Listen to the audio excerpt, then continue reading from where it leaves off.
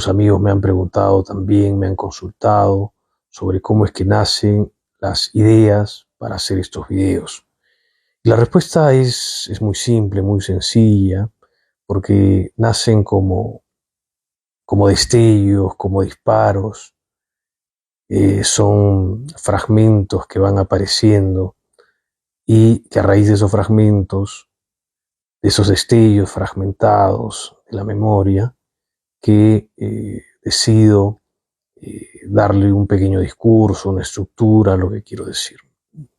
Y además que me sirve también para comprender mucho más algunos recuerdos, ¿no? Porque los recuerdos siguen siendo los mismos, pero uno les va dando una interpretación distinta con los años. Y recuerdo que en uno de esos aniversarios, hará hace unos 15, 14 años, y yo estaba muy chico, era un adolescente pasando a la juventud, eh, paraba con mis primos, que eran mayores que yo por unos 5 o 6 años, y decidimos juntarnos con nuestros tíos, ¿no? Mi padre. Todos éramos un grupo de hombres, no recuerdo bien por qué. Me parece que fuimos al Club El Tiro, oyendo, y ahí había una orquesta, ¿no? Y mi padre lo sentía muy incómodo, molesto, porque yo estaba ahí, esa era mi percepción, tal vez me equivoque. Pero después decidió pues aceptar mi presencia y compartir conmigo, porque mis tíos también me hicieron de esa manera, me hicieron sentir muy cómodo. Y recuerdo que fue una borrachera monumental. Al día siguiente amanecimos despatarrados por los muebles de la casa de un tío. Pero es un recuerdo bonito y que me sirve para la reflexión que quiero hacer hoy sobre el rol de los padres, ¿no? Un rol complicado hoy, siempre lo ha sido así, creo. Eh, entonces, quiero traer a colación, a flote, una frase de Ernesto Sábato que voy a compartir con ustedes, que he extraído de una entrevista.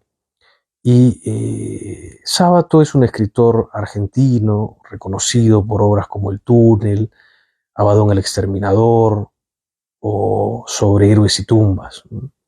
Pero también por su capacidad analítica, reflexiva, sobre la moral, ¿no? Sobre el existencialismo, ¿no?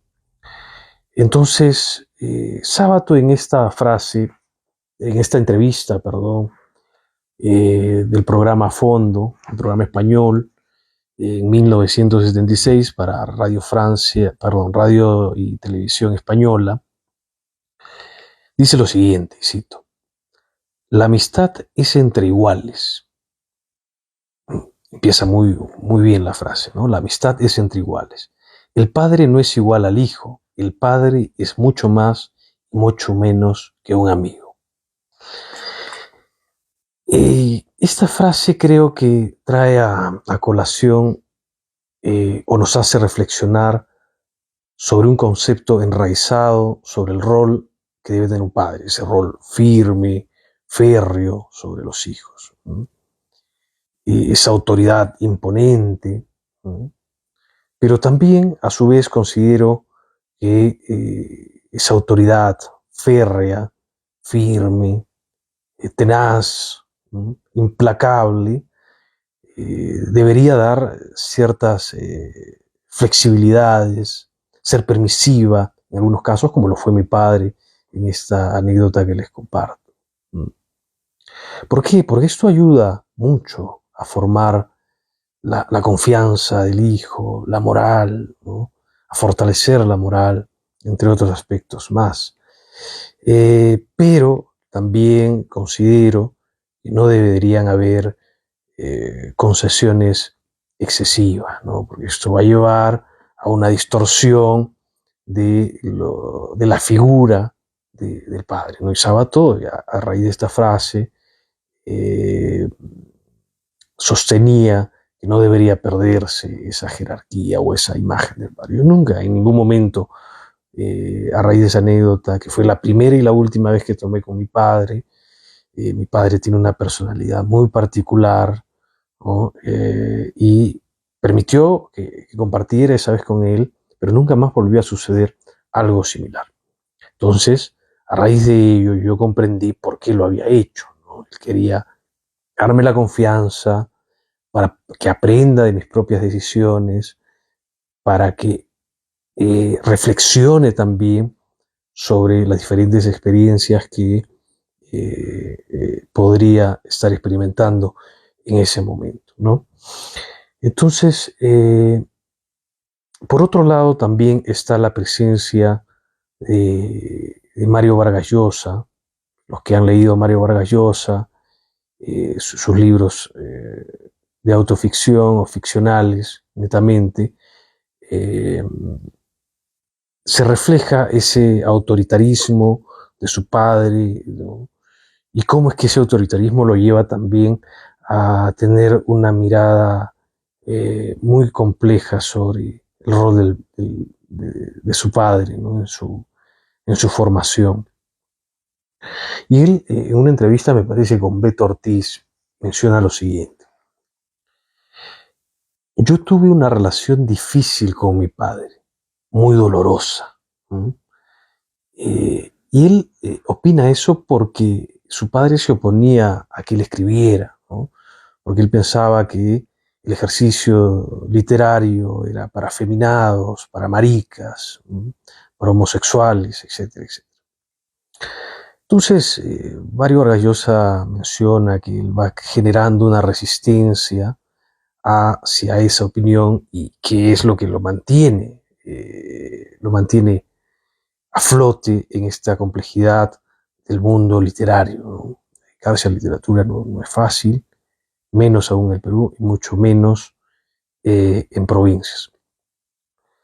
Entonces, es lo que me llama la atención de esta parte de Mario Vargas Llosa, la resistencia hacia el arte, ¿no? Para seguir haciendo arte, para seguir haciendo literatura. Porque existen, pues, es una resistencia hacia situaciones externas, ¿no? Como, por ejemplo, puede haber una eh, restricciones políticas, falta de libertad de expresión, que te censuren, ¿no? Y como pasaba a menudo, sobre todo en el siglo pasado. Hoy es muy escaso que pase ello. Pero hay otros factores, ¿no? Sigue siendo costoso dedicarse a la literatura y sobre todo encontrar el tiempo para hacer literatura. Pero también están los estímulos o esa resistencia interna hacia la falta de confianza, en el intento de buscar una propia voz, ¿no?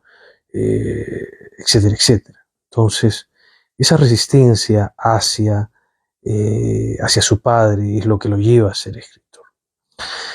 Mario Vargas Llosa también menciona que esta autoridad férrea lo llevó a pensar en una especie de vida opresiva, ¿no? Y por eso siempre rechazó la presencia de su padre. Sí, por mi parte, mi padre fue muy sabio en cómo guiarme, en todo caso, en este proceso formativo, ¿no? De la vida juvenil a la adulta, de la adolescencia a lo juvenil, de la niñez a la adolescencia. Fue permisivo conmigo, pero no en exceso, ¿no? Mario Vargas Llosa dice que con sus hijos él fue totalmente lo contrario a lo que fue su padre y por eso sus hijos lo querían mucho. No sé qué tanto funcione ello, ¿no? Yo creo que debería haber un equilibrio, al menos en mi experiencia funcionó, y creo que es lo ideal, ¿no? Si algún día llego a ser padre, espero ser la mitad de hombre y de padre lo que fue mi padre, ¿no? Y la mitad de hombre y que fue mi abuelo también, y mis tíos abuelos, mis tíos. En realidad hay muchas figuras paternas en mi familia. Y bueno, eso es lo que me quitaba el sueño un poco y quería compartirlo ahora, antes que me olvide de los apuntes que iba haciendo mientras iba recordando. Tengan una buena noche. Nos vemos en un próximo video.